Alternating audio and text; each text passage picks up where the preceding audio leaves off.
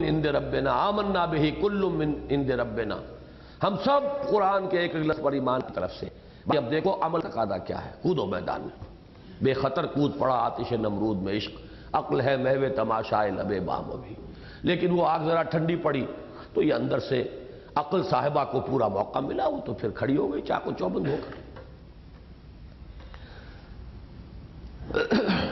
جس کے نتیجے میں رفتہ رفتہ اس آمیزش میں آمیزش کا رنگ بھی پیدا ہونا شروع ہوا، جس کے نتیجے میں معتدل نظام ہائے اعتقادی وجود میں آئے اور اشعری و ماتریدی عقائد باقاعدہ مرتب و مدون ہوئے، اور عوام کی ایک بہت بڑی اکثریت نے ان کے گوشہ عافیت میں پناہ لی۔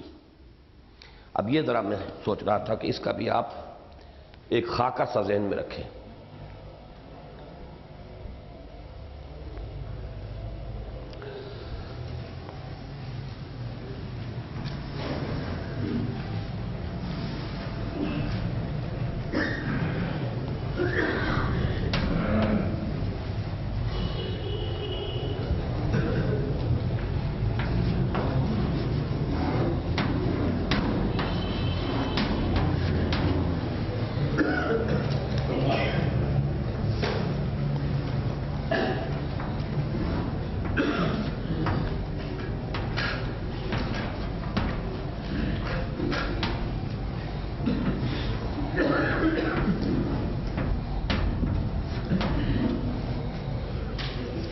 انتہا پر یہ دو ہیں، درمیان میں یہ دو ہیں۔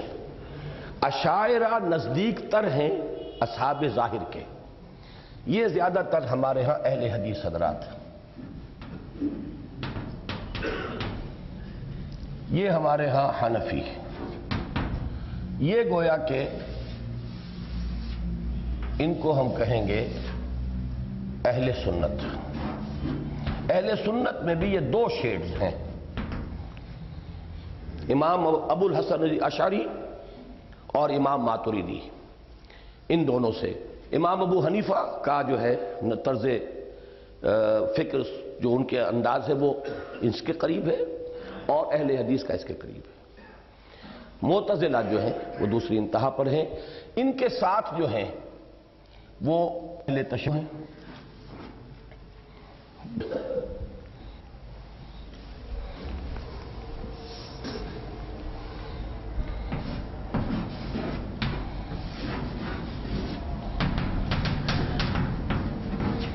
اور ان سے بھی ایکسٹریم تر اور ہیں ہمارے خالص فلسفی،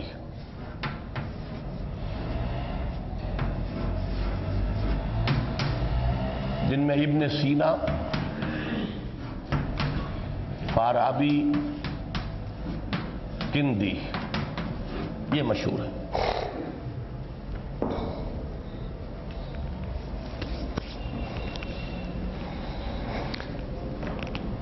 مثلاً دیکھیے کہ معتزلہ اور اہل تشیع کا ایک موقف یہ ہے کہ اللہ پر عدل واجب ہے، اللہ کے لیے لازم ہے کہ گناہگار کو سزا دے اور نیکوکار کو اجر دے۔ اہل سنت کا موقف یہ ہے کہ نہیں، اللہ پر کوئی چیز واجب نہیں، وہ مختار مطلق ہے، یہ ہم جانتے ہیں کہ وہ عدل کرے گا، یہ بات اور ہے، لیکن یہ کہ اس پر واجب ہے یہ اس کے مقام بدل سے جو بلند ہے اس سے بہت فروتر ہے۔ وہ چاہے تو ابو جہل کو بخش دے، اسے اختیار ہے، اور چاہے تو بڑے سے بڑے نیک آدمی کو سزا دے، اس کا اختیار ہے۔ عَلَىٰ كُلِّ شَيْءٍ قدیر، فَيَغْفِرُ لِمَن يَشَاءُ وَيُعَذِّبُ مَن يَشَاءُ وَاللَّهُ عَلَىٰ كُلِّ شَيْءٍ قدیر۔ پھر وہ بخش دے گا جس کو چاہے گا اور عذاب دے گا جس کو چاہے گا۔ اب ایک اسی طرح معتزلہ اور اہل تشیع کا ایک موقف جو ہے مشترک، وہ یہ ہے کہ اللہ کو بدع بھی ہوتا ہے، یہ بدع شیعہ کا اصطلاح ہے، یعنی یہ کہ میں یہ کام کروں گا، اس کا علم اللہ کو اس وقت ہوگا جب وہ کام ہو جائے گا، اس سے پہلے علم نہیں ہے، ورنہ پھر وہ جبر و قدر کا مسئلہ اٹھ کھڑا ہوتا ہے۔ سب سے پہلا مسئلہ جس سے کہ اعتزال شروع ہوا وہ جبر و قدر کا ہے۔ امام حسن بصری، حضرت حسن بصری رحمۃ اللہ علیہ جو تابعین میں سے ہیں، جن سے ہمارے وہ سلسلے سب میں نے بتایا آپ کو چلتے ہیں، جو تصوف کے ہیں تینوں سلسلے، حضرت علی سے پھر حسن بصری اور پھر آگے چلتی ہے گاڑی۔ ویسے ہماری تفسیر کی کتابوں میں، حدیث میں عن الحسن اکثر و بیشتر جب آتا ہے تو حسن بصری مراد ہوتے ہیں، بہت بڑے عالم تھے، بہت بڑے فقیہ تھے۔ تو وہ ان کے حلقہ درس میں ایک شخص شامل تھا، نام اس کا بھول رہا ہوں اس وقت میں، لیکن اس نے واصل بن عطا، اس نے یہ عقلی اعتراضات کرنے شروع کیے ان پر، اور پھر یہ کہ وہ جو بھی توجیحات تھیں حضرت حسن بصری کی اس کو پھر قبول نہ کرتے ہوئے اس نے علیحدہ اپنا مسلک بنایا اور ہٹ گیا، ان کے درس کو چھوڑ گیا۔ تو کہا حضرت حسن بصری نے قد اعتزل، وہ ہم سے علیحدہ ہو، اعتزال کے معنی علیحدہ ہونا، قد اعتزل وہ ہم سے علیحدہ ہو گیا، اب اس کا راستہ اور ہے۔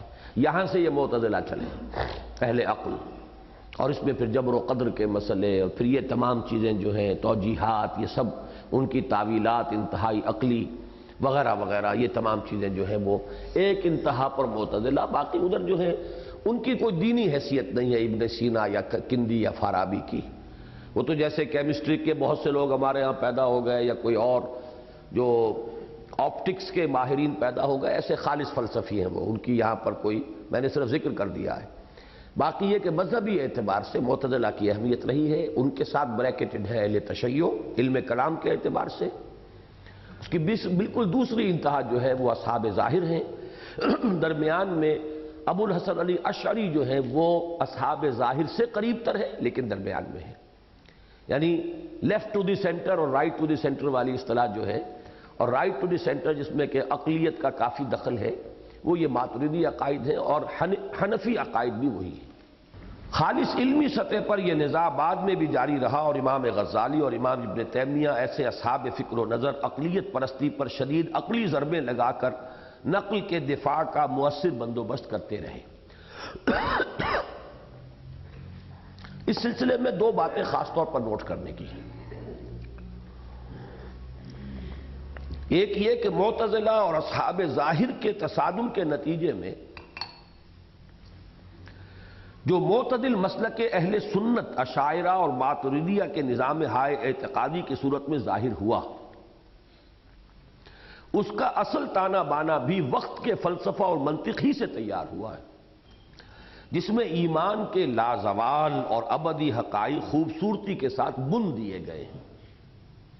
گویا اسے عقل اور نقل کا ایک حسین امتزاج تو قرار دیا جا سکتا ہے، لیکن ان تصریحات کے ساتھ کہ ایک تو اس میں اسمع حقیقت کو جو لازوال اور لافانی اور ازلی و ابدی ہے، عقل و منطق کے ان پیمانوں میں پیش کیا گیا ہے جو بالکل عارضی اور وقتی ہیں، دائمی اور مستقل نہیں ہیں۔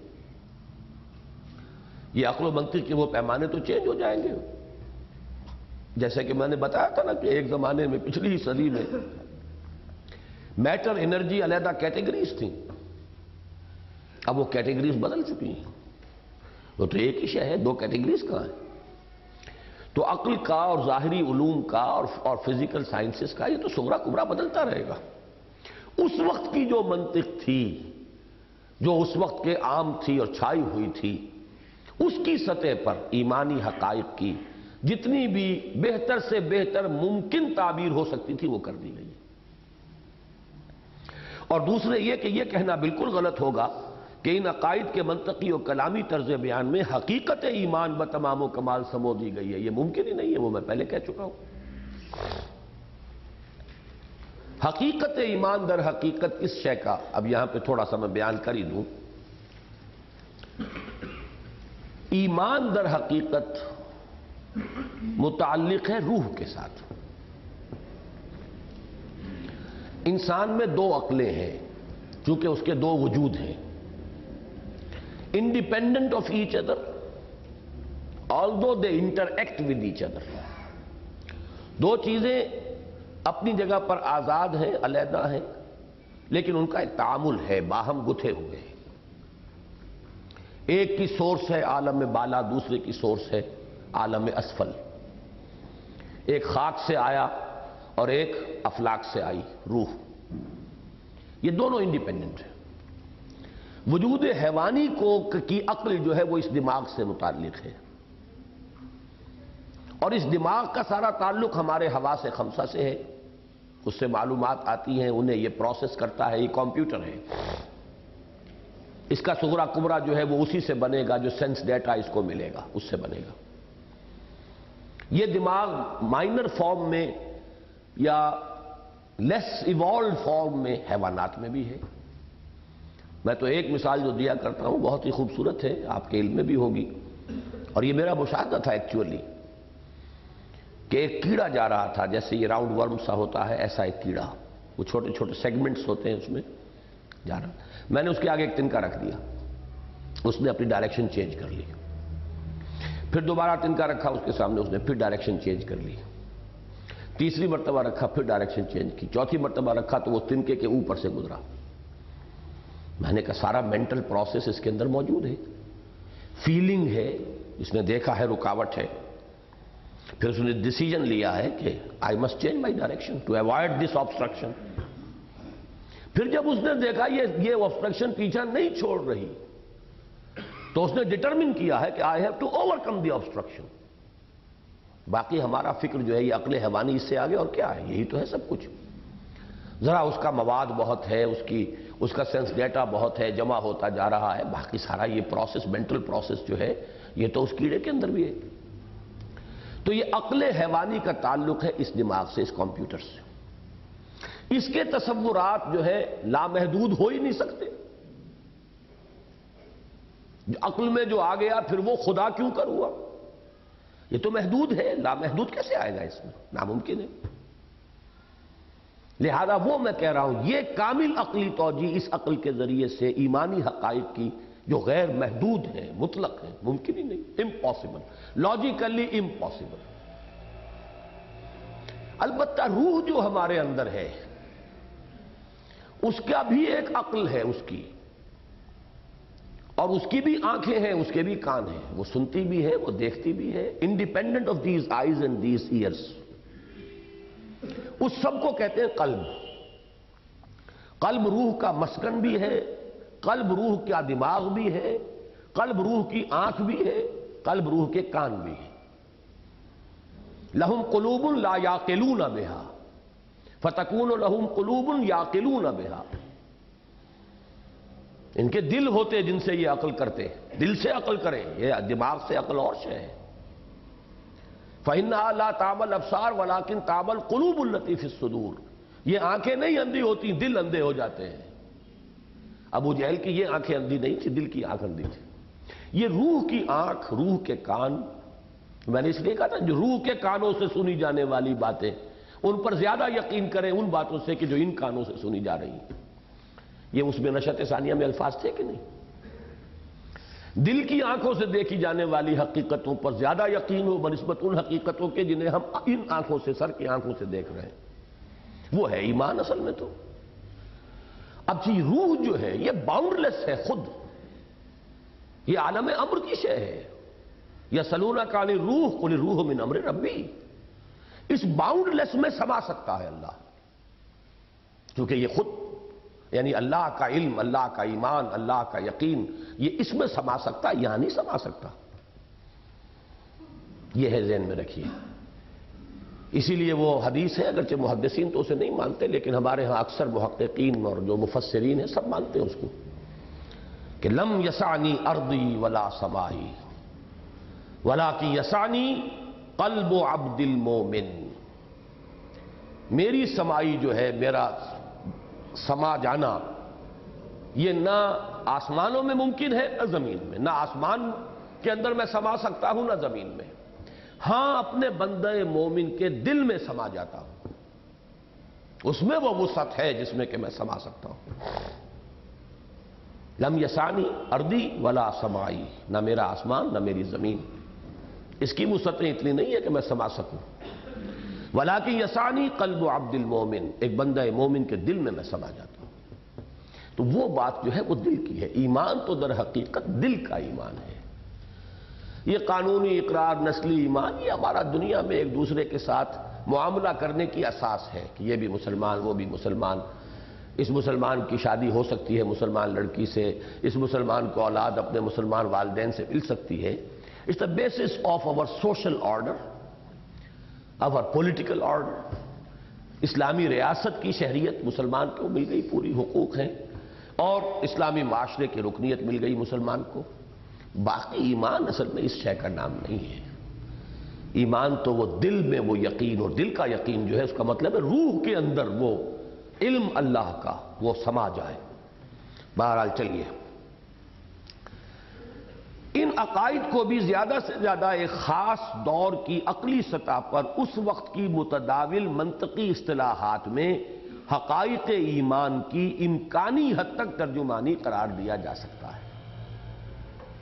یہ نہیں کہ وہ ایمانی حقائق ان اصطلاحات میں اور ان منطقی پیمانوں کے اندر پورے پورے آ سکے اور بس.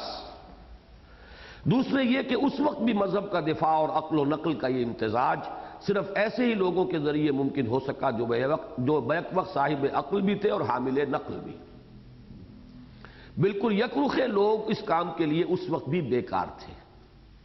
چنانچہ تحافت الفلاسفہ کے مصنف یعنی امام غزالی خود ایک بہت بڑے فلسفی تھے، اور الرد علی المنطقیین کے مؤلف خود ایک بہت بڑی منطقی تھے، یعنی امام ابن تیمیہ.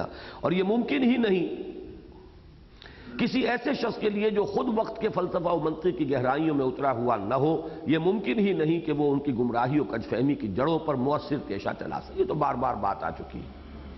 اب آئیے دور ثانی. دور ثانی کے معتزلی امام جو ہے معتزلہ کے وہ سر سید ہیں.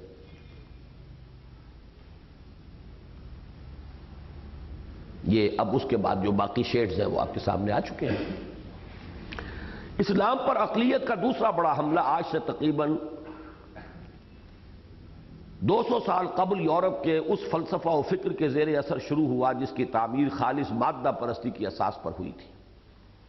بر صغیر ہند و پاک میں یہ جدید مذہبی اقلیت متعدد اہل فکر و نظر اور صاحبان قلم و قرطاس کی صورت میں ظہور پذیر ہوئی، جن میں جسٹس امیر علی کا نام بھی اگرچہ بالکل غیر اہم نہیں ہے، تاہم ہر اعتبار سے اہم ترین نام سر سید احمد خان مرحوم کا ہے.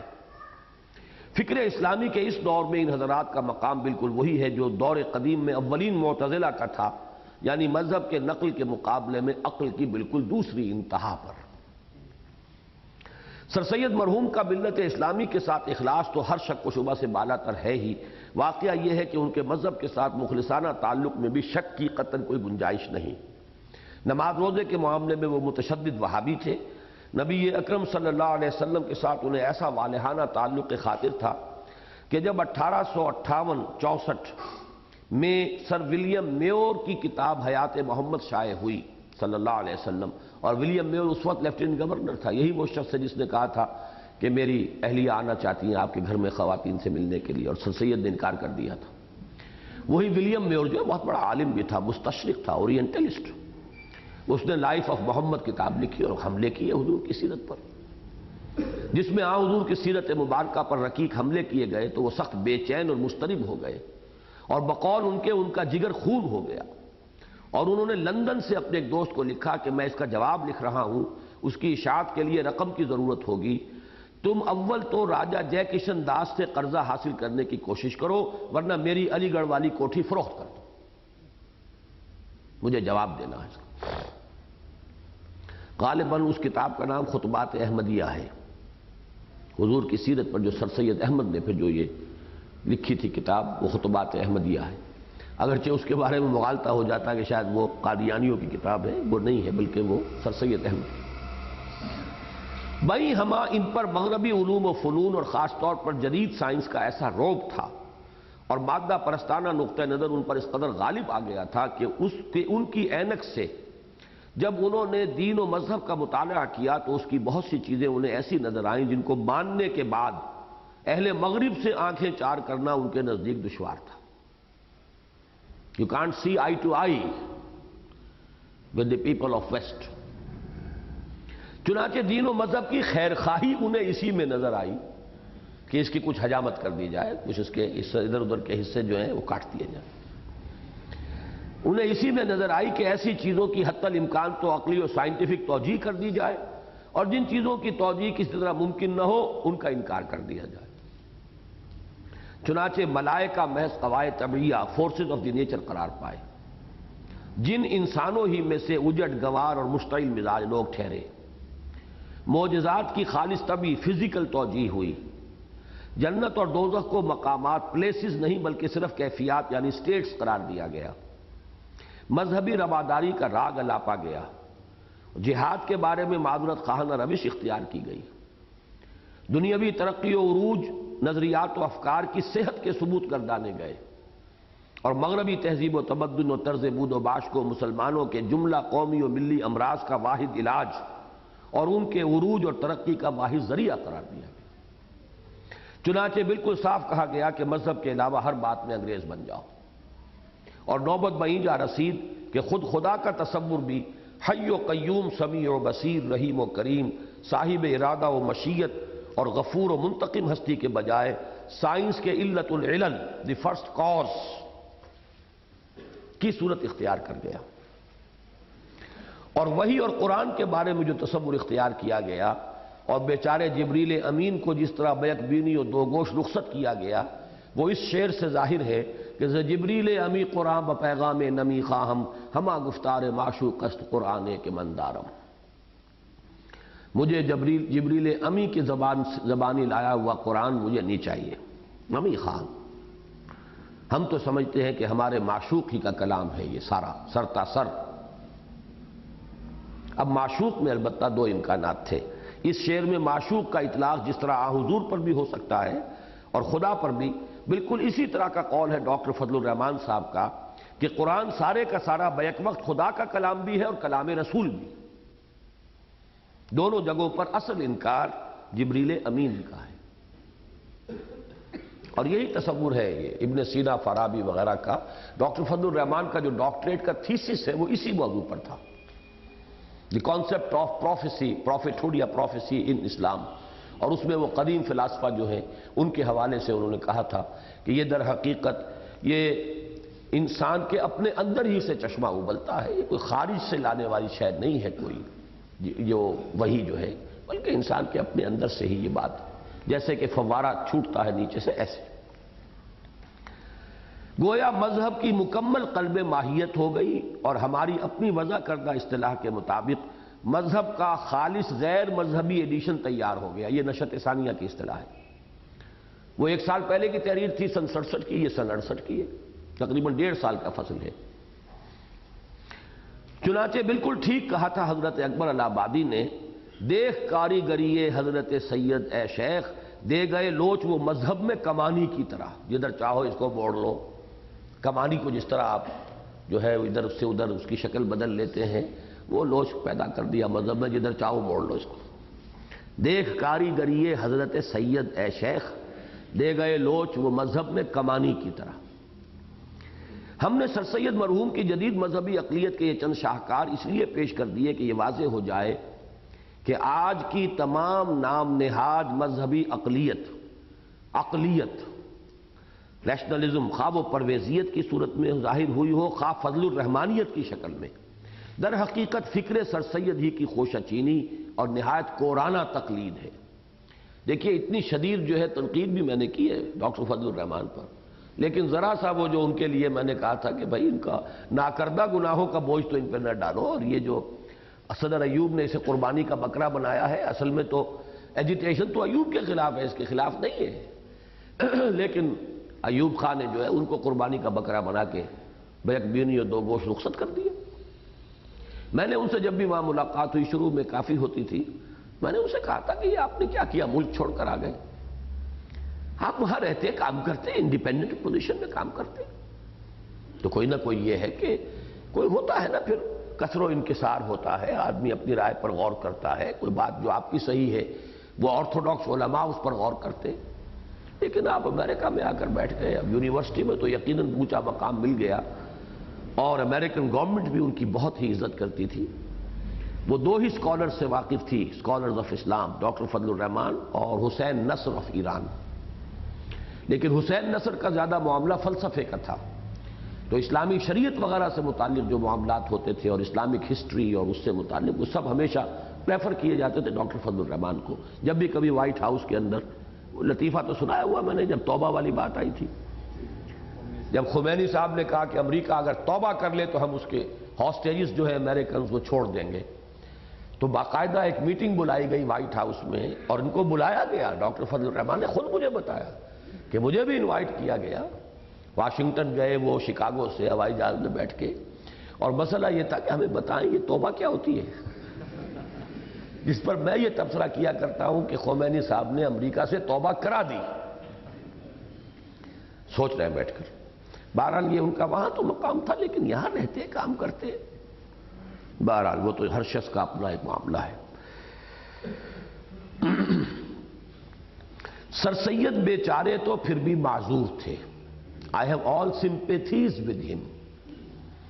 اس لیے کہ ان کا واسطہ ایک ابھرتی ہوئی فکر کے ساتھ تھا، جس کی پشت پر ایک عظیم سیاسی و عسکری قوت بھی بڑی شان و شوکت اور آب و تاب کے ساتھ ابھر رہی تھی. رحم تو آتا ہے ان کے ان جدید متبعین پر جو آج ان نظریات کو بڑے فخر کے ساتھ پیش فرما رہے ہیں. درا حالے کہ مغربی تہذیب کبھی کی خود اپنے خنجر سے آپ ہی خودکشی کر چکی، سائنس کی مادہ پرستی کب کی فضا میں تحلیل ہو چکی، اور مغرب کی سیاسی و عسکری بالادستی کی بساط کب کی طے ہو چکی. اب تو وہ معاملہ نہیں رہا. اب تو جا کر ہمارا کوئی میر پوری جوان جو ہے پاؤں رکھتا ہے ٹکا کر اور انگریز پالش کرتا ہے اس پر. اب تو یہ ہے معاملہ. کو جائیے کہ انگریز چمڑی دیکھتے ہی آدمی جو ہے ہندوستانی وہ کانپ جاتا تھا اور ایک عجیب تصور سامنے آتا تھا، یہ انگریز ہے یہ. اب وہ انگریز جو ہے وہاں پہ بھیک مانگتے نظر آتے ہیں. تو صورت بدل گئی بہت. اسی لیے میں کیا کرتا ہوں، علامہ اقبال اس دور میں گئے ہیں وہاں، جبکہ یورپ کا تسلط، دبدبہ، روب، اور وہاں جا کر مغربی تہذیب سے متاثر نہیں ہوا. یہ کمال ہے نا. آج تو جو بھی جائے گا وہ بڑا آسان ہے اس کے لیے کہ وہ اتنا زیادہ متاثر نہیں ہوگا، اس لیے کہ ہم بھی ایک آزاد ملک کے رہنے والے ہیں، اور وہاں پر ان کو ہم دیکھتے ہیں کہ ان کا حال جو ہے بہت پتلا ہو چکا ہے. تو ہمارے اندر جو ایک خود اعتمادی ہے وہ اس وقت تو نہیں تھی. تو اس وقت جا کر کھڑے رہنا، وہ جو شعر ہے ان کا، خیرہ نہ کر سکا مجھے جلوہ دانش فرنگ، سرما ہے میری آنکھ کا خاک مدینہ و حجاز، خاک مدینہ و نجف. تو حضرت علی کا چونکہ وہاں ہے تو حضرت علی اور حضور صلی اللہ علیہ وسلم خاک مدینہ و نجف. تو میری آنکھ میں چونکہ یہ سرما لگا ہوا ہے تو یورپ کی یہ چمک دمک خیرہ نہ کر سکا مجھے جلوہ دانش فرنگ، سرما ہے میری آنکھ کا خاک مدینہ و نجف. تو وہ ہے بات. تو اسی کو آپ کانورسلی کہیے کہ سر سید مرعوب ہو گئے تو ان کے لیے تو بہرحال ہماری ہمدردیاں ہوں گی، سمپیتھیز ہوں گی. لیکن یہ لوگ اس دور میں، آئنسٹائن کا ایرا ہے اب یہ سائنس کا کہ پریمیسز بدل چکے، مقدمات تبدیل ہو چکے، صغرا کبرا تبدیل ہو چکا. میٹر ہوتا تھا کبھی انڈسٹرکٹیبل، اب وہ ڈسٹرکٹیبل ہے، وہ تو جھٹپٹ ختم ہو کر انرجی بن جاتا ہے. میٹر کہاں رہا؟ بسوخت عقل ز حیرت کے اینچ بولا جبیست. بہرحال اصل اہمیت سر سید کی نہیں، فکر سید کی ہے. شخص سر سید تو بہت جلد اپنے رب سے جا ملا، لیکن فکر سر سید دراصل تاریخ اسلامی کا ایک دور ہے جو تاحال جاری ہے. سر سید مرحوم نے جو پودا علی گڑھ کی صورت میں لگایا تھا وہ ان کے بعد ایک تناور درخت بنا اور خوب برگ و بار لایا. بر صغیر میں قائم ہونے والے تمام اسلامیہ کالجوں اور اسلامی ہائی اسکولوں کا تعلق علی گڑھ سے وہی ہے جو روئے زمین کی تمام مساجد کا خانہ کعبہ کے ساتھ ہے. جیسے تمام مسجد خانہ کعبہ کی بیٹیاں ہیں، اسی طرح جتنی انجمن اسلامیہ اور انجمن حمایت اسلام اور فلاں اور اس سے کالج بن رہے ہیں، اسکول بن رہے ہیں، یہ سب در حقیقت یہ علی گڑھ کی بیٹیاں ہیں. اور واقعہ یہ ہے کہ ملت اسلامیہ پاک و ہند کے تمام جدید تعلیم یافتہ عناصر شعوری طور پر اسی مکتبہ فکر سے متعلق و منسلک ہیں جس کی ابتدا سر سید مرحوم نے کی تھی. متذکرہ بالا جدید مذہبی اقلیت کے مقابلے میں اسلام کے نقل کے دفاع کا سب سے بڑا مرکز دیوبند بنا. لیکن میرا خیال ہے اب اس کو یہاں ہم چھوڑ دیں، 7:15 ہونے والے ہیں، آپ لوگ وضو وغیرہ بھی کریں گے. سبحانک اللہم و بحمدک نشہد ان لا الہ الا انت نستغفرک و نتوب الیک.